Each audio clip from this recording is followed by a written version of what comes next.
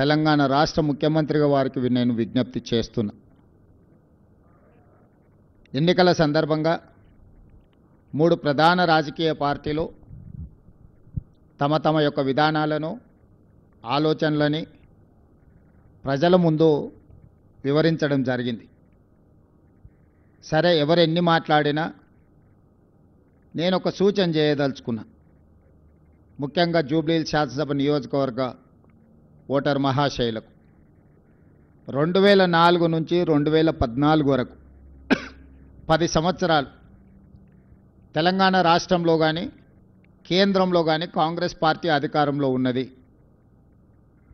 2014 నుంచి 2024 వరకు 10 సంవత్సరాలు రాష్ట్రంలో బీఆర్ఎస్, కేంద్రంలో బీజేపీ అధికారంలో ఉంది. ఆనాడు 2004 నుంచి 2014 వరకు 10 సంవత్సరాలు రాష్ట్ర కేంద్రంలో కాంగ్రెస్ పార్టీ అధికారంలో ఉన్నప్పుడు హైదరాబాద్ నగర అభివృద్ధి, హైదరాబాద్ నగరం ఏ విధంగా గ్రోత్ ఇంజన్గా ముందుకు సాగిందో 2014 నుంచి 2024 వరకు బీఆర్ఎస్, బీజేపీ ప్రభుత్వాలు తీసుకున్న నిర్ణయాలు, చేసిన అభివృద్ధి ఏంటి అనేది పోల్చి చూసి అంచనా వేసి ఈరోజు మీరు ఓటు వేయాల్సిందిగా నేను ఓటర్లకు విజ్ఞప్తి చేస్తున్నా. భారతదేశంలోనే మెట్రోపాలిటన్ నగరాలలో ఢిల్లీ, ముంబై, చెన్నై, బెంగళూరుతో పోటీ పడే విధంగా హైదరాబాదు నగరం ఎప్పుడు అభివృద్ధి చెందింది? తెలంగాణ రాష్ట్రం ఏర్పడ్డ రోజు 16,000 కోట్ల రూపాయల మిగులు బడ్జెట్తో ఈ తెలంగాణ రాష్ట్రాన్ని, హైదరాబాద్ నగరాన్ని కల్వకుంట్ల చంద్రశేఖరరావు గారికి కాంగ్రెస్ పార్టీ అప్పగించడం జరిగింది. 69,000 కోట్ల రూపాయల అప్పుతో 16,000 కోట్ల రూపాయల మిగులు బడ్జెట్తో తెలంగాణ రాష్ట్రాన్ని చంద్రశేఖరరావు గారికి అప్పచెప్తే 2014 నుంచి 2024 మాకు అప్పచెప్పే సమయానికి 8,11,000 కోట్ల రూపాయల అప్పుతో మాకు వారు రాష్ట్రాన్ని అప్పగించడం జరిగింది. ఆనాడు కాంగ్రెస్ పార్టీ అధికారంలో ఉన్నప్పుడు ఈరోజు కనిపిస్తున్న అభివృద్ధి మొత్తం తెలంగాణ రాష్ట్రాన్ని ఆర్థికంగా నిలబెట్టి ప్రపంచ ముఖచిత్ర పటంలో గుర్తింపు తీసుకొచ్చిన ప్రాజెక్టులన్నీ కూడా ఈ నగరంలో నిర్మించినవి కాంగ్రెస్ పార్టీ రాష్ట్రంలో, కేంద్రంలో అధికారంలో ఉన్నప్పుడు. ప్రధానమంత్రిగా మన్మోహన్ సింగ్ గారు, ఉమ్మడి రాష్ట్ర ముఖ్యమంత్రిగా డాక్టర్ వైఎస్ రాజశేఖర రెడ్డి గారు, అంతకంటే ముందు కొనసాగించిన తెలుగుదేశం పార్టీ ప్రణాళికలను ముందుకు తీసుకెళ్లడమే కాకుండా ఈ నగరాన్ని ఒక గొప్ప నగరంగా, మహానగరంగా తీర్చిదిద్దిన మాట వాస్తవం కాదా? ఈనాడు కనిపిస్తున్న హైదరాబాద్ నగరంలో ఉన్న hi tech city, outer ring road, అంతర్జాతీయ ఎయిర్పోర్ట్, మెట్రో రైలు, కృష్ణా గోదావరి జలాల తాగునీటి పథకాల ప్రణాళికలు, అదేవిధంగా విద్యకు సంబంధించి ఒక నాలెడ్జ్ హబ్గా తయారు చేయాలని ఐఎస్బి, నల్సర్ యూనివర్సిటీ, IIIT ఇట్లాంటి గొప్ప విద్యా సంస్థల్ని ఆనాడు కాంగ్రెస్ పార్టీ ఈ రాష్ట్రానికి, నగరానికి తీసుకొచ్చింది.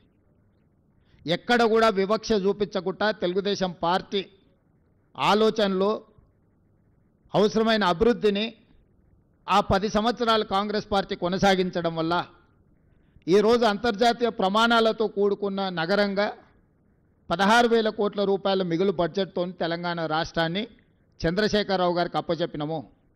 మీడియా మిత్రులకు ఈరోజు నేను విజ్ఞప్తి చేస్తున్నా, ఈ గ్రోత్ ఇంజన్స్ మొత్తం కాంగ్రెస్ పార్టీ తీసుకొచ్చినాయి కదా. ఈరోజు ఐటీ కంపెనీలు, ఫార్మా కంపెనీలు, విద్యా సంస్థలు, మెట్రో రైలు, మెట్రో జలాలు, outer ring road, hitech city, అంతర్జాతీయ airport, knowledge park, financial district, American consulate, ఇతర దేశాలకు సంబంధించిన కౌన్సిలేట్ జనరల్స్ని హైదరాబాద్కి రప్పించి ఈ హైదరాబాద్ నగరానికి అంతర్జాతీయ గుర్తింపు తీసుకొచ్చింది 2004 నుంచి 2014 సంవత్సరంలో కాదా? ఇదే కాదు, 2013 సంవత్సరంలో ఐటీ ఉద్యోగాలను పెంచాలని ఐటీఐఆర్ కారిడార్ను తెలంగాణ రాష్ట్రానికి మన్మోహన్ సింగ్ గారు ఇస్తే మోడీ గారు చంద్రశేఖరరావు గారు 2017లో ఐటీ కారిడార్ను రద్దు చేసి లక్షలాది మంది ఐటీ నిపుణుల యొక్క ఉద్యోగ ఉపాధి అవకాశాలను పోగొట్టింది కేసీఆర్ నరేంద్ర మోడీ గారు కాదా? ఈరోజు ప్రత్యక్షంగా లక్షలాది ఉద్యోగాలు, లక్షలాది కోట్ల రూపాయల ఆదాయం ఈ రాష్ట్రానికి వచ్చింది అని అంటే 2004 నుంచి 2014 వరకు ఆనాటి ప్రభుత్వం తీసుకున్న భవిష్యత్ కార్యాచరణ కాదా? మరి 2014 నుంచి 2024 వరకు చంద్రశేఖరరావు గారు, నరేంద్ర మోడీ గారు, కిషన్ రెడ్డి గారు, కేటీఆర్ ఈ నలుగురు కలిసి హైదరాబాదు నగరంలో చేసిన అభివృద్ధి ఏదో ఒకటి చెప్పండి. వరదలు వచ్చినప్పుడు హైదరాబాదు నగరం నిండా మునిగిపోతే కేంద్రం నుంచి చిల్లి గవ్వ కూడా కిషన్ రెడ్డి గారు తీసుకురాలి కేంద్ర మంత్రిగా. సచివాలయంలో ఉన్న దేవాలయాన్ని కూలగొడితే కూడా, సచివాలయంలో ఉన్న మసీదును కేసీఆర్ కూలగొడితే కూడా, కిషన్ రెడ్డి గారు సొంత నియోజకవర్గంలో ఇంత దుర్మార్గం జరిగితే కూడా ప్రశ్నించలేదు. వాళ్ళు పదే పదే చెప్పే కమాండ్ కంట్రోల్ రూమ్, సచివాలయం, ప్రగతి భవన్, కాళేశ్వరం ప్రారంభించి పూర్తి చేసినవి ఈ 4 చంద్రశేఖరరావు తెలంగాణ రాష్ట్రంలో. 1,50,000 కోట్ల రూపాయల అంచనాలతో మొదలుపెట్టిన కాళేశ్వరం 1,02,000 కోట్ల రూపాయల బిల్లులు చెల్లించిండు కాంట్రాక్టర్లు. కాళేశ్వరం కట్టడం, కాళేశ్వరం కూడడం 3 సంవత్సరాలలో జరిగిపోయింది. 1,00,000 కోట్ల రూపాయలు గోదావరి పాలైపోయినాయి. ప్రగతి భవన్ ఆయన విలాసవంతమైన జీవితాన్ని సేదతీరడానికి మాత్రం ఉపయోగపడ్డది తప్ప, గద్దరన్న లాంటి వాళ్ళని ప్రగతి భవన్ గేటు దగ్గర గంటల కొద్దీ ఎండలో కూర్చోబెట్టింది తప్ప, పేద ప్రజలకు ప్రవేశం లేని, తెలంగాణ పేద ప్రజలకు ప్రవేశం లేని నిషేధాజ్ఞలు ఉన్న ప్రగతి భవన్ కేవలం చంద్రశేఖరరావు గారికి, వారి కుటుంబానికి ఉపయోగపడ్డది తప్ప తెలంగాణ రాష్ట్ర ప్రజలకు ఏమైనా ఉపయోగపడ్డదా?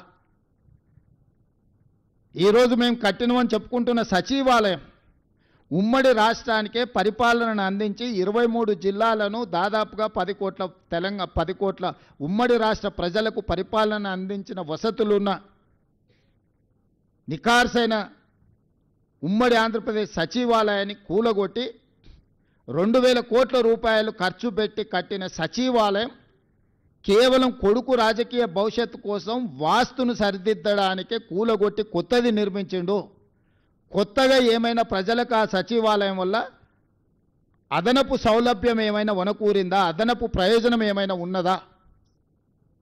ప్రభుత్వంలో సచివాలయం కట్టడం వల్ల నూతనంగా ఏమైనా ఉద్యోగాలు వచ్చినాయా? ఎవరికైనా ఉపాధి కానీ, ఎవరికైనా భవిష్యత్ ప్రణాళికలకు ఆ సచివాలయం అని పనికొచ్చిందా? కేవలం నీ కొడుకును ముఖ్యమంత్రిని చేయాలన్న ఆలోచనతో వాస్తు సరిగ్గా లేదని ఇంకా 100 సంవత్సరాలు సేవలు అందించగలిగిన భవనాలను కూల్చేసి, ఎల్ఎన్టీ లాంటి సంస్థలు కట్టిన భవనాలను కూల్చి ఇప్పుడున్న సచివాలయం కట్టినవు. పేద ప్రజలకు ఆ సచివాలయం వల్ల అనాపైస ప్రయోజనం ఏమైనా వనగూరిందా? Command control room, command control room ద్వారా ప్రతిపక్ష నాయకుల ఇళ్ల ముందు సీసీ కెమెరాలు పెట్టి కమాండ్ కంట్రోల్ రూమ్లో కూర్చొని చూసుకోవడానికి, ప్రతిపక్షాల మీద, తనంటే గిట్టని వాళ్ళ మీద, పాత్రికేయ మిత్రుల మీద నిఘబెట్టడానికి కమాండ్ కంట్రోల్ రూమ్ కట్టినవు తప్ప, కమాండ్ కంట్రోల్ రూమ్ అంతకుముందు ఎవరినన్నా లోపలికి రానిచ్చిండ్రా? లోపల ఏముందో అదొక గండికోట రహస్యం. సద్దాం హుస్సేన్ ఆయన లాంటి వాళ్ళని 6 మందిని నకిలీలను తయారు చేసిండంట ప్రాణరక్షణ కోసం. ఎక్కడికి వెళ్ళినా వాళ్ళు ముందుగా వెళ్తే ఎవరు సద్దాం హుస్సేనో తెలియక ఎవరిని చంపాలనో ఆలోచన చేస్తారని భయంతో, కుటుంబ సభ్యులు కూడా, సొంత భార్య కూడా అత్యాయత్నం చేస్తుందనే భయంతో నకిలీ సద్దాం హుస్సేన్లను తయారు చేసి నమూనాలను పెట్టి ప్రాణభయంతోనే రక్షణ కల్పించుకున్నాడని మనం చాలా వార్తలు చదివినాం. ఇలా చంద్రశేఖరరావు గారు ప్రాణభయంతో తనను కాపాడుకోవడానికి ప్రగతి భవన్లో బుల్లెట్ ప్రూఫ్ అద్దాలు బాత్రూంలో కూడా పెట్టుకునే పరిస్థితి వచ్చింది. ప్రతి వాళ్ళ మీద నిఘబెట్టాలన్న, తొంగి చూడాలి ప్రైవేటు జీవితాలలో అని తండ్రి కొడుకుల ఆలోచనతోటి టెలిఫోన్ ట్యాపింగ్ కానీ, లేకపోతే కమాండ్ కంట్రోల్ రూమ్ కానీ కట్టినరు. రైతుల కోసం 1 కోటి ఎకరాలకు నీళ్ళు ఇస్తామని చెప్పి 1,00,000 కోట్లు ఖర్చు పెట్టిన కాళేశ్వరం కూలిపోయింది. ఈ 10 సంవత్సరాలల్లా ఈ తెలంగాణ రాష్ట్రానికి ప్రయోజనం చేకూర్చే విధంగా ఏ ప్రణాళికలైనా కేసీఆర్, నరేంద్ర మోడీ గారు, కిషన్ రెడ్డి గారు, కేటీఆర్ గారు చేసిండ్రా? పోల్చి చూడండి. 10 సంవత్సరాల మా పరిపాలనను పోల్చండి, 10 సంవత్సరాల వాళ్ళ పరిపాలనను పోల్చండి, విశ్లేషించండి. మీడియా మిత్రులు మీరు పూర్తిగా ప్రణాళికబద్ధంగా ఒక్కొక్క డిపార్ట్మెంటుని అగ్రికల్చర్, ఇరిగేషన్, ఎడ్యుకేషన్, మున్సిపల్ ఇట్లా ఏ శాఖకు ఆ శాఖకు విడదీయండి. ఏదైనా ఒక ప్రణాళికతోని వీళ్ళు ఏమైనా వ్యూహరచన చేసిండ్రా? 16,000 కోట్ల మిగులు బడ్జెట్తో అప్పచెప్తే 8,11,000 కోట్ల రూపాయల అప్పుతోని మాకు అప్పచెప్పారు. ఏ ఒక్కరోజు కూడా భవిష్యత్ ప్రణాళికలను ఏమైనా రచించారు?